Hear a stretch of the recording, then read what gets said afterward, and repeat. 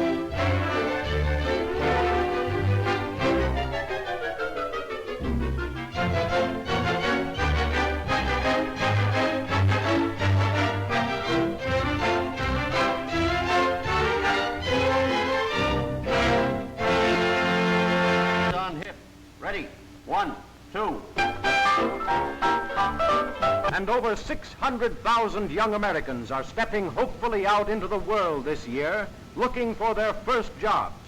The same number faced a similar problem last year. An equal number will face it next year. What chance have these boys and girls in a world already staked out?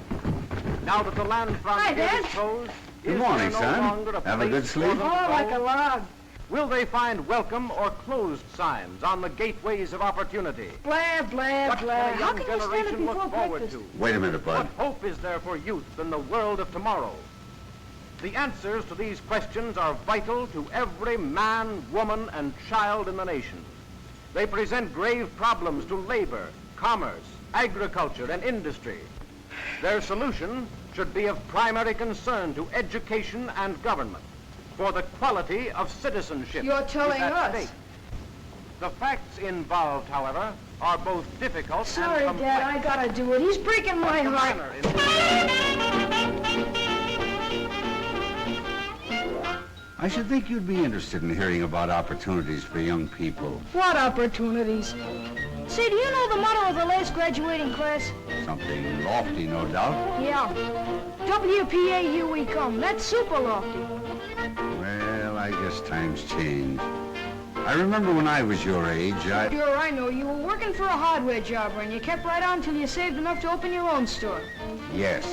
And I don't see... Because times changed, like you said. We got all the hardware stores we need. And all the grocery stores, all the doctors, all the lawyers, all the gas stations, all the everything.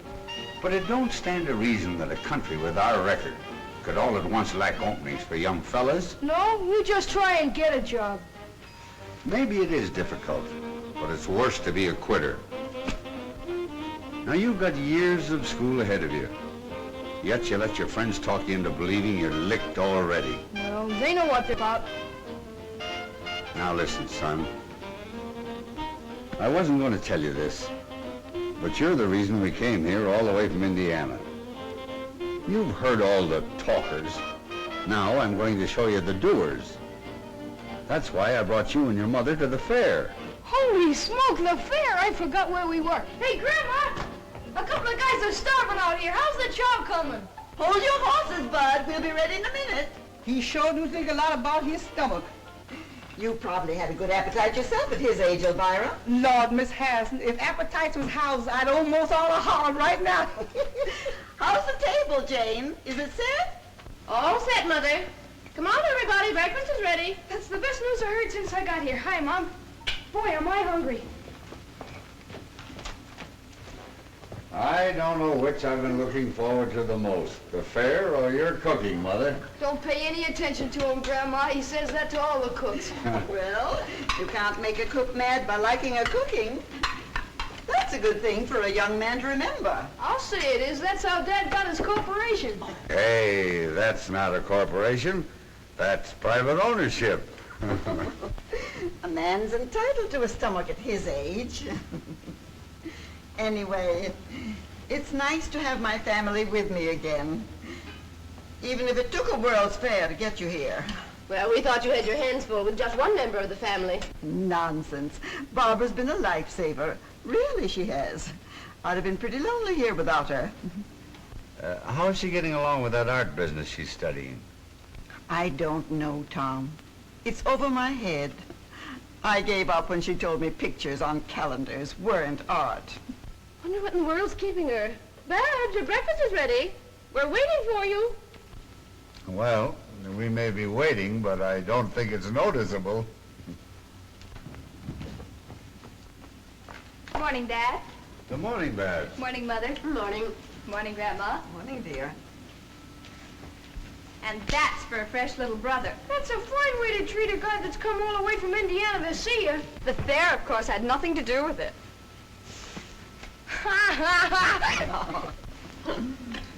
My, I never realized what a good-looking daughter I had.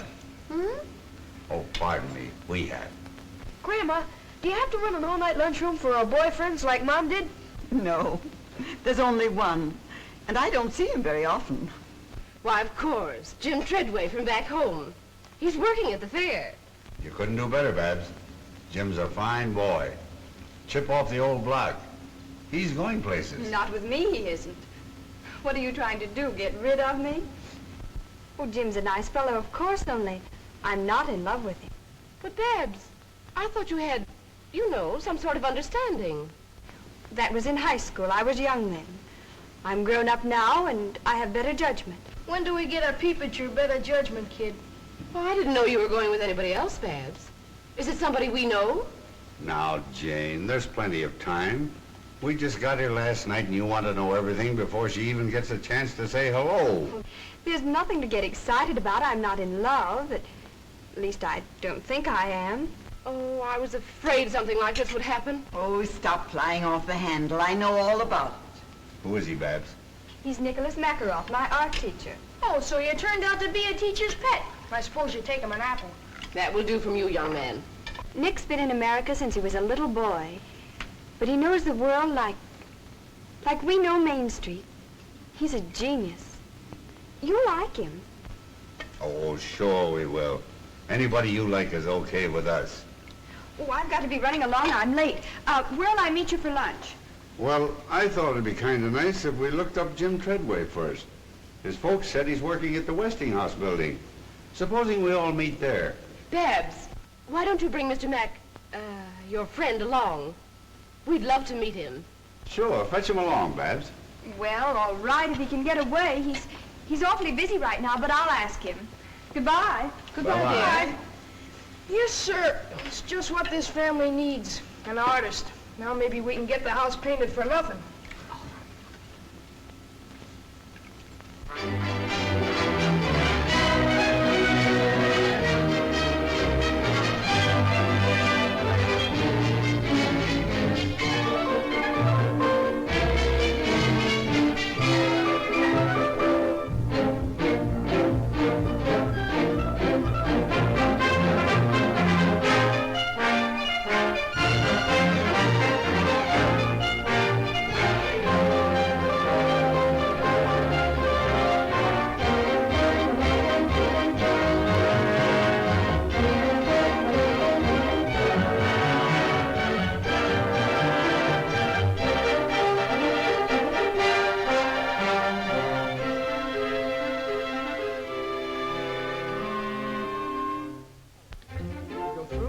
Vivarium to the playground of science. Hiya, Jim, how's the boy? Hello, Bud!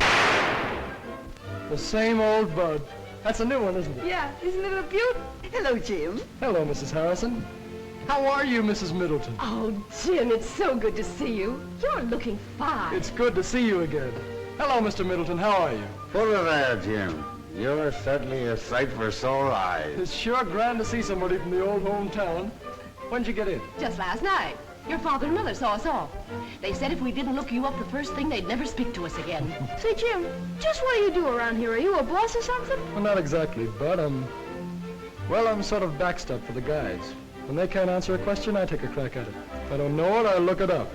which is often. Gee, I didn't know you were that smart. I'm not, Bud. As you see, before the fair opened, we took a special course of instruction to prepare us for the questions the company thought might be asked. Well, do they stick you very often? And how? Why, just this morning, a lady asked me how long it would take to read the microfile in the time capsule. We've been reading a lot about the time capsule. Could we take a look at it? Why, sure. We can get to it this way.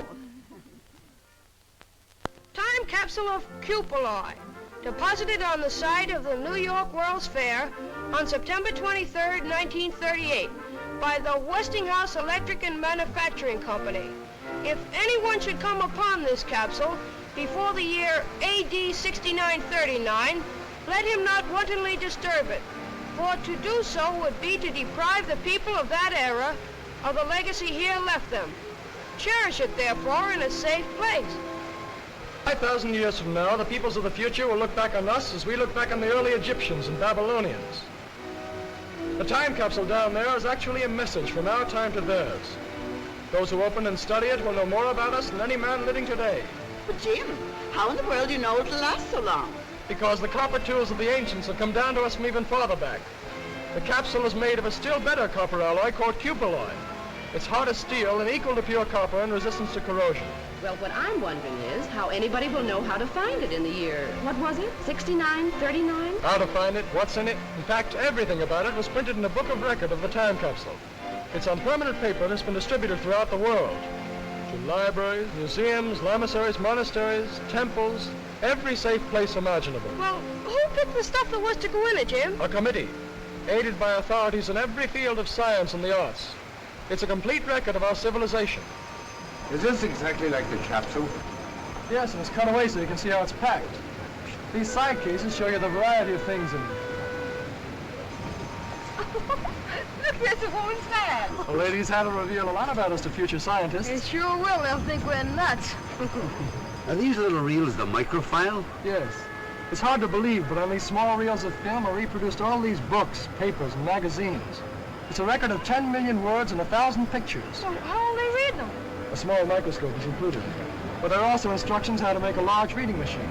Also, how to make a motion picture projector for the 3 special newsreels. I suppose cloth and things like that are in it too. Everything from samples of fabrics to a dozen different kinds of common seeds. I'll bet a nickel I know something that isn't in it. Mickey Mouse. You'd lose, Bud. Mickey Mouse, Dick Tracy, Barney Google, they're all there. Even toys and money. Why, the list of contents alone takes up 17 pages of fine print. Boy, they weren't fooling when they made that capsule, were they? It's the brains of the world done up in a small package. And it's the most permanent exhibit at the fair. It'll still be here when the rest of this place is nothing but dust. That's remarkable. Have you got time to show some of the other sites, Jim? All you can use. You men go along. Jane wants to write some postcards home. We'll look around and meet you later. Well, that's the writing room over there, the glass enclosed room. Perhaps you'd like to enter our letter writing contest. Letter writing contest? What's that, Jim? Well, both the folks who write and receive the best letters home from the fair each week are awarded cash prizes. The winners are announced every Sunday evening during our Letters Home radio program. See if you can get me the dope on that contest while you're over there. I might just as well have some of that cash as the next guy. Pretty sure of yourself, aren't you, Bud? Well, they can't shoot you for trying. Well, looks like the shop of old Watch the Birdie Schultz. Remember him, Jim? 6 deluxe portraits for $1. You'd better take another look. He never had a camera like that one. That's a television camera. Holy smokes, does it work? Of course. You go down there, Mr. Middleton. You can see and hear Bud on a whole row of television receivers. You better be good. Bud, this is Frank Wells. Frank, this is Bud Middleton from the old hometown. Hiya, Bud. Hiya. Now just act and talk naturally. Oh, is it going? It's on. Hiya, folks. This is Clark Gable Middleton speaking. As you can see if you've got your television sets turned on. What state are you from, Bud? Indiana, the greatest state in the world. And if Grover Whalen's listening in, New York's okay, too. Well, what do you think of the fair? Well, as a guy I once studied about said, I came, I saw, and I'm almost conquered. How am I doing, Dad?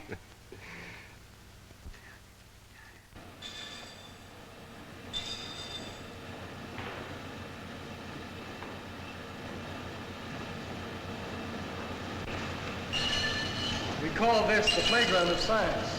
But it really covers a lot of our normal research activities. Most of the exhibits are made so the visitors can operate them. Steam Watchman. But what's it do?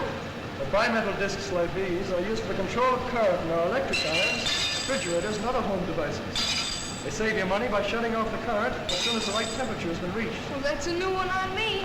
They're used by the millions. Only they're hidden in the appliances where you can't see them. Oh. What's that? Well, that's the planticizer.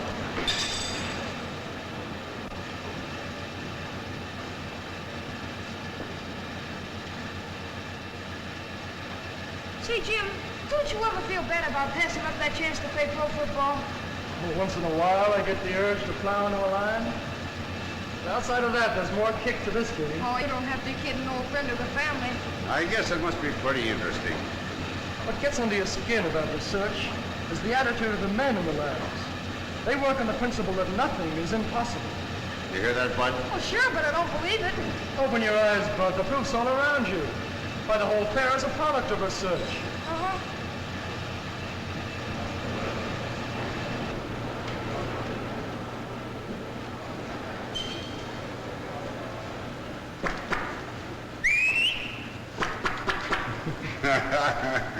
One can't help marveling at all the new things they're inventing every day. A company can't stand still under the American system of private enterprise. It has two ways to go, back or forward. If it can make better products than the other fellow, it moves ahead. If it can't, the other fellow gets a business. But in either case, the public benefits. You mean in better goods? Yes. That's where fellows like me come in. In our research labs, we have four main jobs. We must constantly improve our existing products. So more people will be enabled to buy them. We must try to lower their cost by cutting waste of effort and material. Then we must anticipate the demand for new products before people realize they need them. Well, that's only 3 jobs, Jim. I kept count. And the last is industrial prospecting. Like prospecting for oil or gold. Sometimes we hit gushers, like radio, mechanical refrigeration, or air conditioning. Then 100 new industries spring up and thousands of new jobs are created. And another boost is given to our standard of living. Just remember that, Bud. Well, here's something else that might interest you, Bud. Here's the oscilloscope. Talk or blow or whatever you did before into the mic, and you'll see your voice projected on the screen.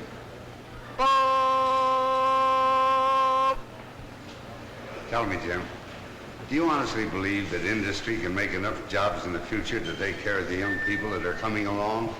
I think the problem is going to be the other way around. Industry will make so many jobs there won't be enough people to fill them. So you don't believe me, do you? Well, you sound like you're in cahoots with Dad. From all I've You're heard... liable to hear anything these days. You're willing to sit back and let a lot of self-appointed leaders do your thinking for you. Yeah, well, they believe we're on the skids. Yes, and the men who built this fair believe the opposite. And what's more, they back up their belief with $200 million worth of facts. Well, maybe the other side would, too, if they weren't busted. And they'll stay that way, till they learn that prosperity and pessimism don't travel together. But they're like you, Bud. They don't like facts. Oh, I don't mind them, Jim. Good. Then I'll introduce you to a few. Come along.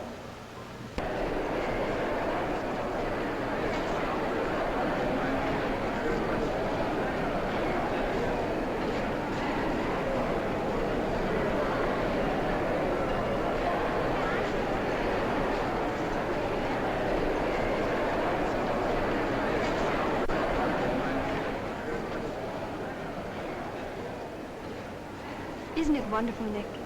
Beautiful. I guess we're a little early. What do you want to do?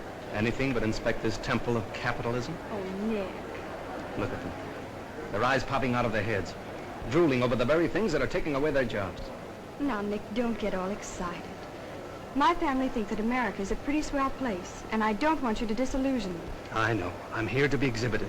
Mute, but beautiful. Don't say that, please.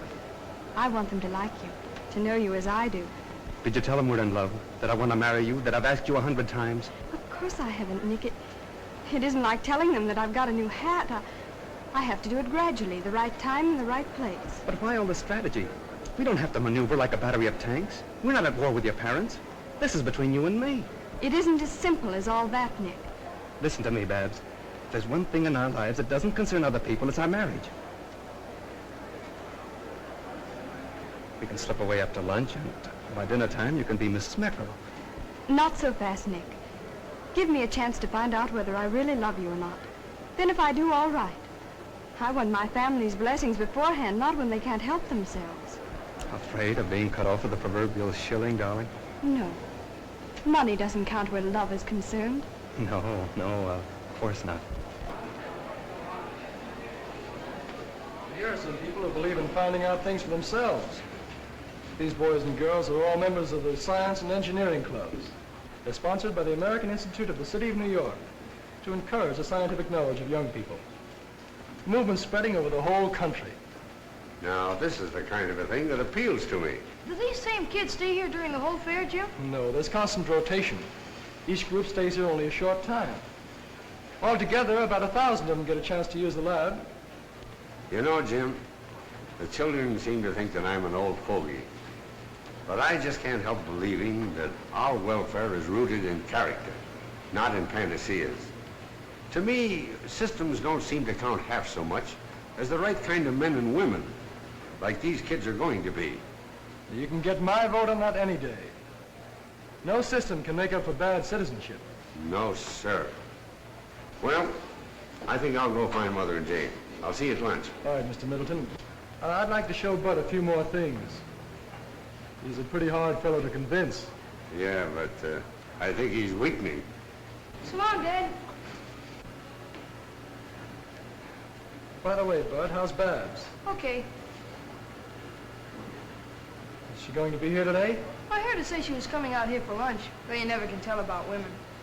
Final desperate spurt, hitting those dishes with everything she has. She's consistently diving in the bottom of the dark and greasy water to search for knives and forks. Dishwater splashing around terrific rate all over Mrs. Drudge. That rubber apron isn't much help now. She's splashing so hard it's getting all over me, and it's a little dangerous to attempt to give a blow-by-blow account of what's going on in that dishpan. There's a lot of action over here. She's mopping up with a towel to get the water some of the dishes she dried a few minutes ago. That water in the pan is an awful messy-looking sight, folks. I wish you could see it. Incidentally, in the entire operation, the dishwasher will use a total of only 15 quarts of water, which is a lot less than Mrs. Drudge's used. And now over here, Mrs. Drudge washes dishes just like Tom. That water's not coming out, and remember, folks, Takes him an hour to wash a so hot, plate. the heated dishes Then he will usually dry themselves drops when it. that door's open. I mean, he gets more water on the floor than on the dishes. That's why I never let him help me anymore. Now I know he's smarter than you Very are. fast, Mrs. Drudge. Come on, please. Hurry, Mrs. Drudge, before it's too late. That water's coming out very fast. Too late. There's the last drop of water, folks. The contest is over in exactly 7 minutes and 58 seconds. In that time, Mrs. Modern has washed 50 dishes and 40 pieces of silverware. Well, it's all over, Mrs. Drudge. You may as well rest now. As I said before, ladies and gentlemen, this contest is going to be scored on 3 counts. First, the time it takes to do the dishes. Unquestionably, Mrs. Modern wins on that score. Second, the cleanliness of the dishes. They are clean, they are dry, and sparkling. They do honor to any woman's table, so Mrs. Modern wins point number 2. Her dishes are certainly cleaner. And now, point number 3, the condition of the contestants. Mrs. Modern looks as fresh and neat as when she stepped into the ring, while Mrs. Drudge, well, I'll have to leave that to you.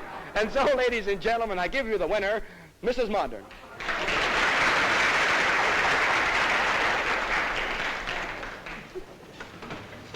I'm tired just from what that announcer said.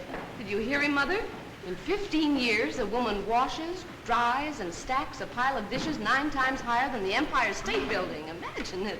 Well, that didn't impress me half as much as seeing Mrs. Modern read a paper while her dishes were being washed. She'll look young when she's 100. Hi, Bab. Shake hands with an old pal of yours. Why, Jim, Babs, how are you? It's nice to see you again. you're looking well, as usual. Oh, this is Mr. Makaroff, my art teacher. Nick, this is Jim Treadway, one of the hometown boys. We're glad to know you, Mr. Makaroff. How are you? And this is my little brother, Bud. Hi, Mr. Makaroff. Hello. Oh, say, Babs, we're on our way to the Hall of Power. Why don't you tag along and learn something? Well, there's plenty of time before we meet the folks. I don't know, it might be fun. What do you think, Nick? All right, but don't expect me to be amused. There's nothing funny about the tools of capitalism.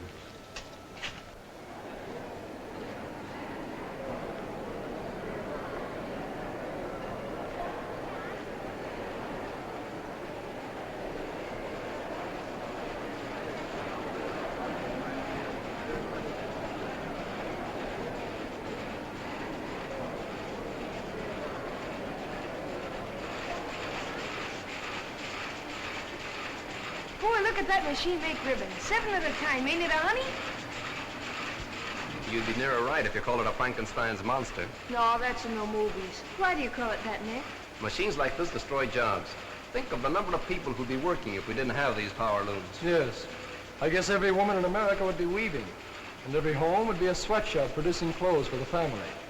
Like they were before we had power looms. I don't think I'd like that very much. I don't think you'd like homespun clothes either. Grandma tells me they didn't have much style, but they cost so much in hard labor you wore them till they fell apart. That's what the Cossacks do in Russia. Every couple of years they peel off their duds like sticking plaster. It might interest you to know that only the peasants do that. Not here they don't. We ain't got any. Bud, you didn't answer Nick's question. I mean about looms like this keeping people out of work. A fellow with a red beard asked me the same thing the other day. He waited while I looked it up. And there were 4 textile mills in America in 1800. They employed a few hundred workers and used water power. Today, with electric and other power, around 1 million persons are employed in the textile industry. And clothes are so cheap, no one has to make his own. That, I think, answers your question. What's over here, Jim?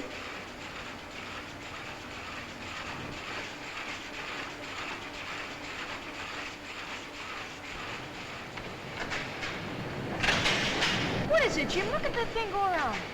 It's a manipulator table used in a steel blooming mill. You can control a billet with these switches. Watch out, it's going off. Oh. The photoelectric equipment keeps it on the table. I suppose you're going to tell us machines like this benefit labor. And how? Not many years ago, steel making was a dangerous occupation. Now, the safest place a steel man can be is in the mill. It's safer than his home. That's right, capitalistic propaganda. Oh, you're kidding, Jim. I'm stating a fact. I know one steel plant that employs 10,000 men. While 15 of them lost their lives at home and other places, not one was lost in the steelworks. That's hard to believe. Well, there's the answer right there. Electrical control. Instead of swinging a sledgehammer all day and risking his neck, the steel man sits where Bud is and does his work with the master switches. Well, if one man can do all that with a machine, then I agree with Nick. It can't help but lessen jobs. Here's why they don't, Babs. It's very simple. Machine production makes better and cheaper products. As a result, more people want and can buy them. That in turn creates a demand for more labor. That's just one of those so-called economic laws that doesn't work in practice. It works in steel, printing, textiles, and automobiles, and they're the most mechanized industries in the country. Yes, but... Let's go see what's over here, Nick.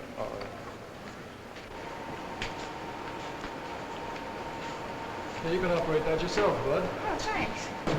Step on the dead man's pedal here, or keep it down always with the runner. Step. That's your brake. This is your gong. Does your company make any really large equipment, Mr. Treadway? Yes, they do. Some so big it has to be shipped piece by piece. For example, an electric furnace we made for a large motor company is 330 feet long. I thought so. Those are the kind of machines that displace men. Mass market industries don't modernize to save jobs, Mr. Makarov. Their aim is to increase production. That's how employment is created. The only way, in fact. General statements don't mean much to me, Mr. Treadway. All right, facts then. I know in 1 year these people spend $9 million for what you call labor-saving machinery. That same year, they increased their payroll by 40,000 men and $88 million. Funny how a guy with facts can break up an argument. I suppose you think that's funny. Oh, so you can't take it, huh? Don't you think we'd better look up for folks? It must be nearly time for lunch. Yes, I guess you're right. They'll probably be looking for us. Come on, Dad. Okay. Nick, please be careful during lunch.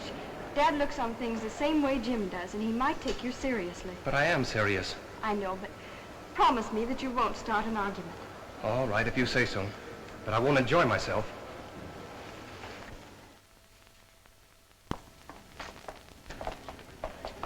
Now, we'll expect you for dinner tomorrow, Mr. Makarov. And please come early. Then we can have a chance for a nice, long talk. Thank you very much. I'll be glad to come. Sorry I have to break away now, but I must get back to school. Au revoir. Goodbye, Mr. Makarov. I enjoyed meeting you all. Sorry, but I must go. Au revoir. Goodbye. Babs. Oh, boy, was that a meal. I could go for chow like that all the time. You do, and you'll wind up in a sideshow. Well, did I behave all right? You were fine. Only don't misinterpret Dad's approval of Karl Marx.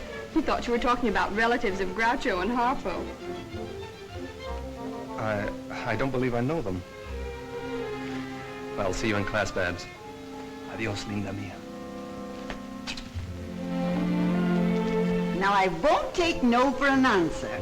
You're coming to dinner, too, and like it. Hey, Jim, how about showing Dad the Hall of Science? He'll go for that. I'd be glad to, Bud. Fine. How about you, Mrs. Harrison? Would you care to join us? No, thank you. I want to show Jane and Barbara some of the things in the Hall of Electrical Living. Well, say, Electro, the Moto Man, will be doing his tricks at 2 o'clock. Let's meet there. All right. Come on, Jane. Barbara.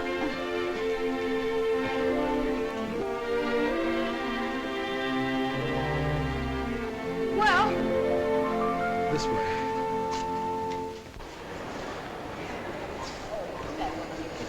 Yes. That's what I call smart. Making time the theme of the home exhibits. I don't get it. What's smart about it? Well, if there was one thing a woman in my day never had enough of, it was time. It was her master. Some had two, if they had a bossy husband. Don't tell me you're against husbands, Grandma. No, indeed. Only against slavery. Domestic or otherwise. That's why I like electrical engineers. They signed our Emancipation Proclamation. Wonderful.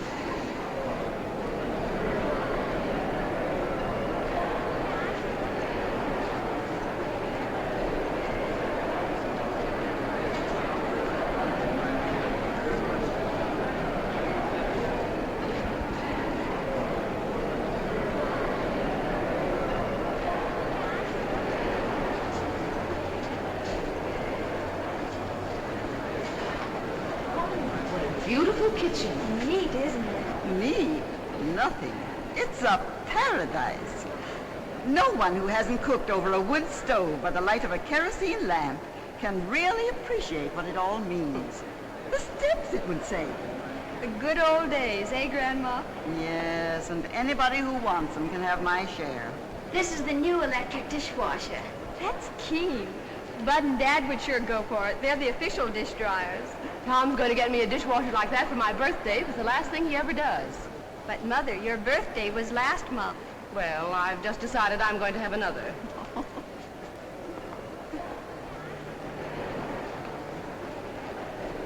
This is nice. It's very modern. Masculine, too. Miss, is that a three-way floor lamp? Yes, madam. Step over here. You should show Nick these rooms, Barbara. It's a subtle way to set his feet in the right path. Well, what do you mean, Grandma? Well, even artists have to live, so there's no harm in showing them how you'd like to do it.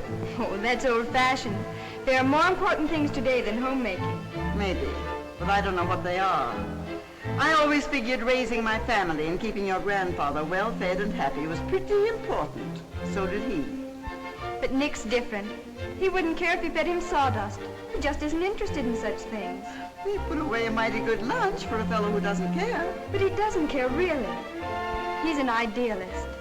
You should hear him in class. He talks more about Aristotle than he does art. Did he tell you how Aristotle got the time to be a philosopher? No, I don't believe he did. Well, he talked the richest woman in all Greece into marrying him. And so, ladies and gentlemen, with a great deal of pride and pleasure, I present to you Electro, the Westinghouse Moto Man. Electro, come here. And here he comes, ladies and gentlemen, walking up to greet you under his own power.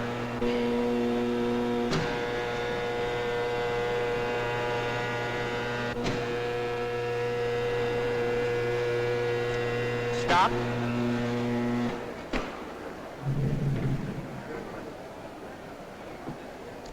You see, all I need to do is to speak into this phone, and Electro does exactly what I tell him to do. Sometimes. But I don't see why I'm telling Electro's story when he's perfectly able to tell his own. So let's listen and see what Electro has to say to us today. All right, Electro, will you tell your story, please? Who? Me? Yes, you. Okay, Toots. Ladies and gentlemen, I'll be very glad to tell my story. I am a smart fellow, as I have a very fine brain of 48 electrical relays. It works just like a telephone switchboard. If I get a wrong number, I can always blame the operator. Thank you. And by the way, I see a lot of good numbers out in our audience today. Electro, behave yourself. Quiet, please. I'm doing the talking. I'm sorry. That's the most remarkable thing I've ever seen. Boy, what a guard that guy'd make on my football team. Now, Electro, a moment ago you were bragging about being able to count on your fingers. Do you remember that? Well, we're going to find out about that. Now, do you remember how many children were born at the same time to a certain family up in Canada? Do you remember that? All right, let's see if you do. Count them on your right hand. 1, 2, 3, 4, 5. 5? Well, that's absolutely correct. Why, he's almost human. If he wasn't so big, I'd take him for an engineer. All right, now, Electro, I know you enjoy these, and I'm really going to try to give you a nice pleasure out of these. So here you are. You got that? Now, hold on to it. You may now smoke this cigarette. Go on. Oh, yes, Electro, you do need a light, too, don't you? All right, here you are.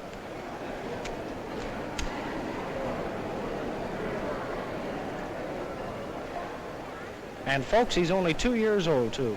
Just learning. How can he do all those things, Jim? He's full of motors, gears, cams, and photoelectric cells.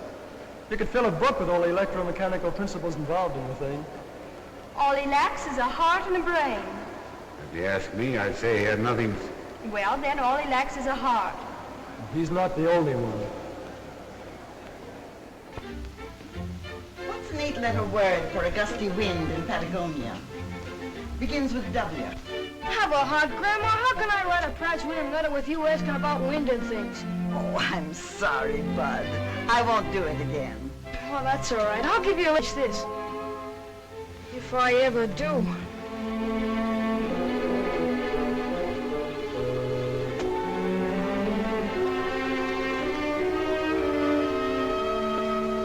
Say, Jim, what would happen if all the things Westinghouse developed first just disappeared?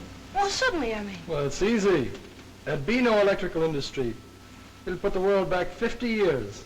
Yes. Well, I figured all the others would write about what they saw at the fair. So if I tell them what wouldn't be there without Westinghouse, I won't have any competition. You got something there, Bud. Go to it. Hey, wait a minute, Jim. I need some facts. All right. Consider 3 out of the thousands of things we pioneered and where we'd be without them. Oh, just a second. All right, go ahead. First, alternating current, or AC as most people call it. It permits the economical sending of electric power long distances from where it's generated. Second, the steam turbines for use in the big power stations where electricity is made. And third, radio broadcasting. The Westinghouse station KDKA at Pittsburgh was the first to broadcast programs on a regular schedule.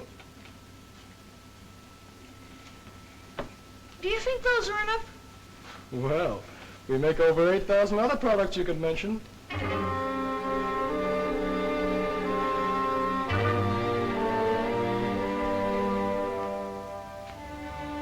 don't like that guy either, Jim.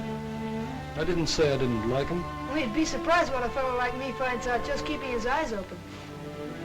Jim, come over and talk to me. Sit down. How are you coming along? Well, I thought I was doing all right until Babs, well, turned from science. You're just like your father. He wasn't very smart where women were concerned either. It wasn't until he fell off the roof and broke his leg that your mother found out that she loved him. Do you think that'd help? I don't think it's necessary.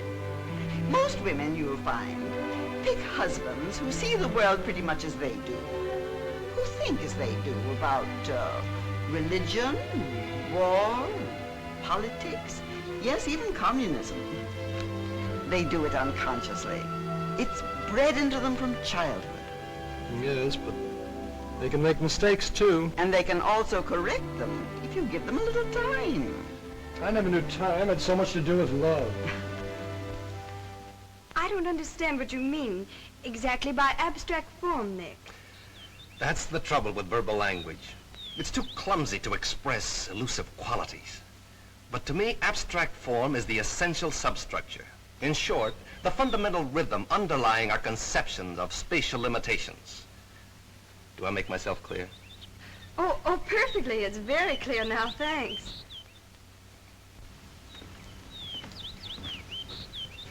Say, this weather's almost as good as Indiana's. Don't get up. What do you got there, Mr. Makaroff? One of your paintings? Yes, it's a work that I'm rather fond of. A good piece of abstract painting, don't you think?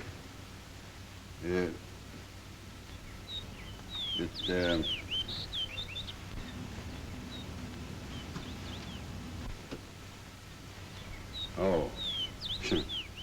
It's remarkable. Certainly got a lot of color. No doubt about that. What does it represent? Represent? Why, it doesn't represent anything. Why should it? It's a picture, an independent entity.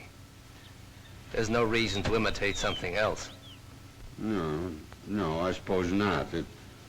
It's just that I'm sort of used to looking at pictures of people and objects, you know. Why? Why? Well, it's,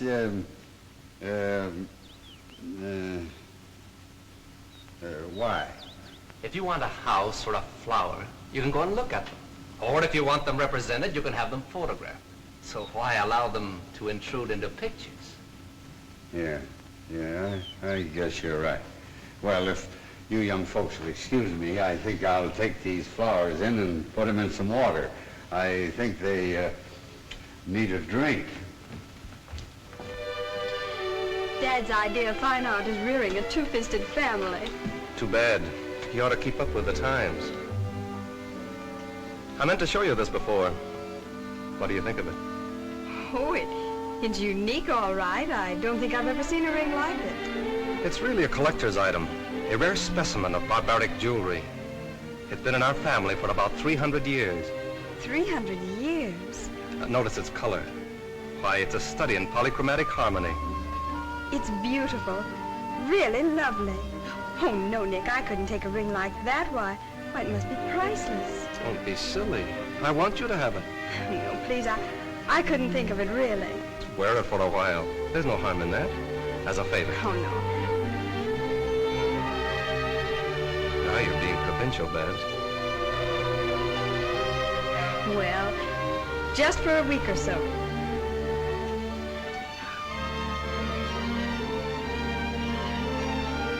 How does it look? Now that you're wearing it, I can tell you. This ring has been for over a dozen generations. The official seal of betrothal in my family. Well, I think the others would like to see it. Mother! Dad!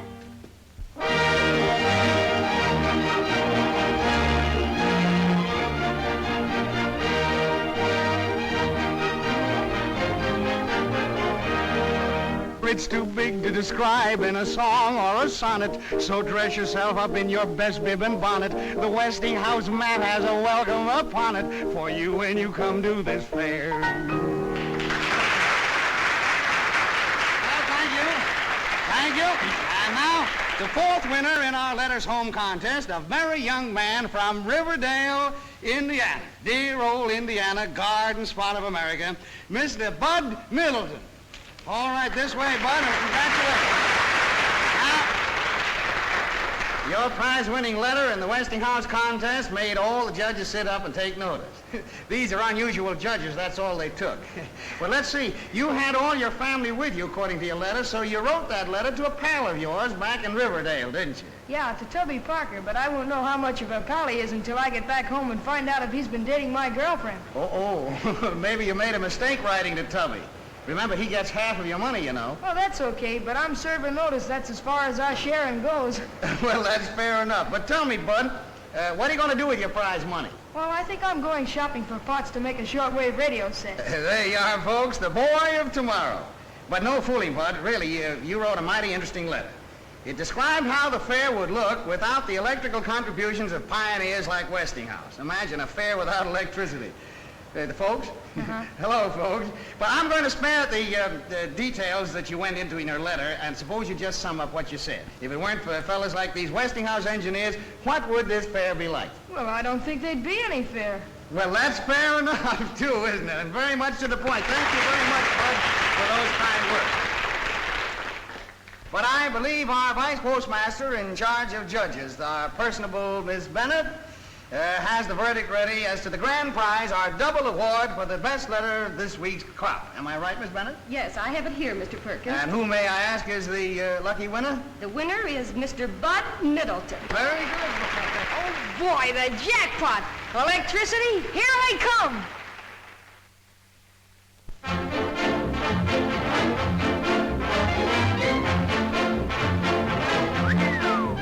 Gee, Grandma, the more you see of New York, the bigger it gets. It's the same as Main Street, back home, only larger and busier.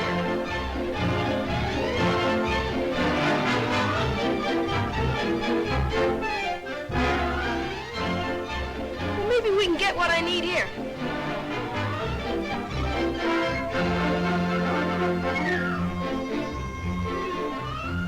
I wonder if they've got any new gags.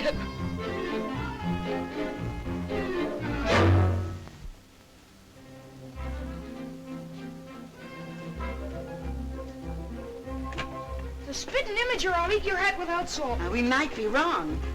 May I see the box of rings in the middle of the window, please? Why, certainly. You can search the city, but you won't find a nicer piece of costume jewelry. They seem all right, Grandma. That's a perfect copy of a ring in a Moscow museum. Is it very expensive? Well, I'll be very honest with you. It's worth more, but you can have that for $2. And at that price, I'm practically giving it away.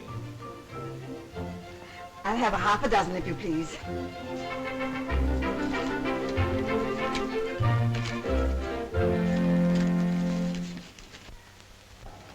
Why don't you let me fix these things, Miss Harrison? You know, Big Feet, that's my next to last husband. Big Feet say I make sandwiches that knock your eye out. That's why I'm doing them, Elvira. I have use for my eyes today. Huh. Ears is all you need. If that foreign gentleman's coming, he sure got a powerful tongue. Mr. Makarov's to be the guest of honor. Hello, Grandma. Hello, Elvira.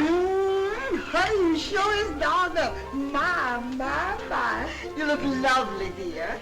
Anything I can do to help? Oh, I nearly forgot. You left your ring on my dresser. My ring? That means bad luck of some sort. Grandma, I've got my ring. Why, they're absolutely the same. Where'd this other ring come from, I wonder? I don't know. Hello, everybody. Can I help? Oh, what's the matter with you, Babs? Are you sick? No. No, I'm all right. Oh, I declare I think you'd lose your head if it wasn't glued on. Here, it's your ring. I found it on my dresser. What's wrong? Don't you want it? The very same. Why, they're all alike. Where'd you get them all, Babs? Land sakes alive.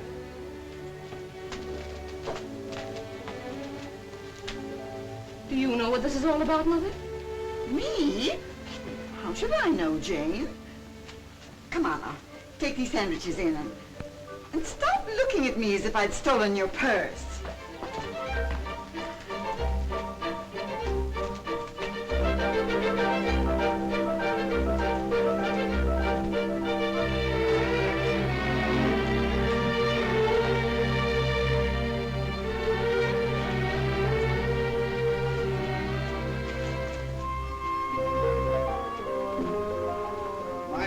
Isn't used to this shaving twice a day. Why I should look pretty is beyond me. You won't even know I'm around.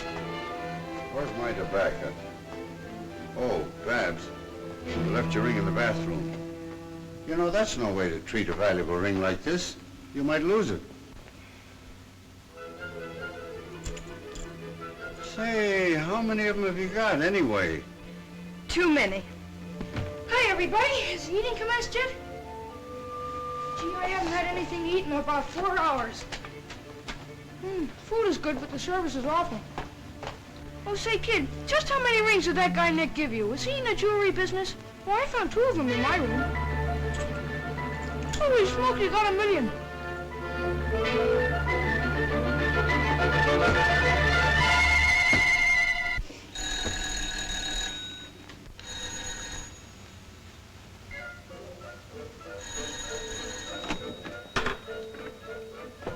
Good afternoon. Is Miss Barbara in? Yes, sir, Mr. Macko.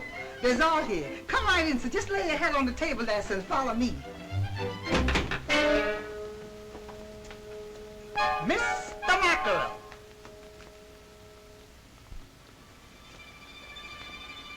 Good afternoon, Mrs. Middleton. Hello, Bud. Mrs. Harrison. How are you, Mr. Middleton? Babs. Haven't you lost something? Young ladies shouldn't leave their valuables lying around. I found this on the hall table. Quite a study in polychromatic harmony. Don't you think? What? Why, the dirty cook told me there was only one of them. Don't put it on that. Give him a chance. Hey, let go of my arms. Will you get up? Hey, come on now. You gotta beat it, Nick. He's a wild man. When he gets going, I can't hold him much longer.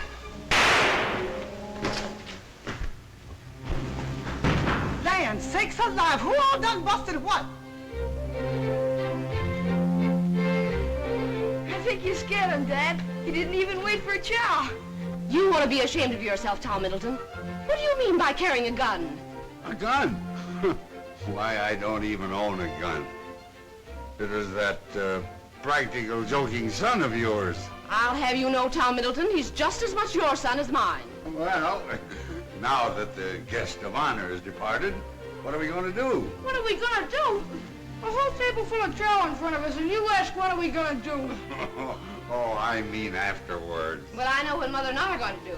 We're going to take our shoes off and listen to the radio. Can't you listen to it with them on? We can sit around the house when we get old. Tonight, we're going to look for a silver lining.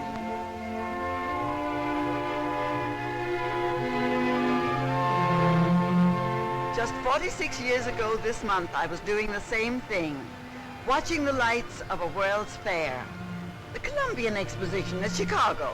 That was the first American fair lighted by electricity. Yeah. And Jim's company furnished most of the lighting for it. We've come a long way since then. Say, Jim, did you hear about the dame asking when the keepers feed the lagoon?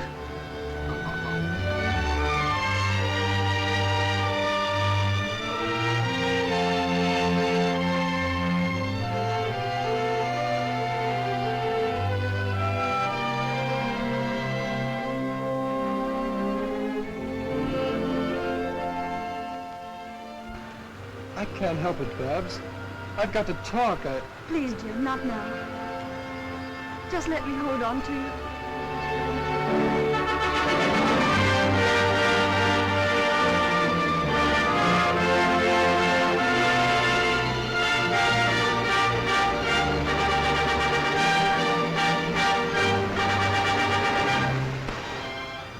I wonder if the years ahead will be as bright as this. We haven't seen anything yet, darling. Why, all this is merely a sample of the real world of tomorrow.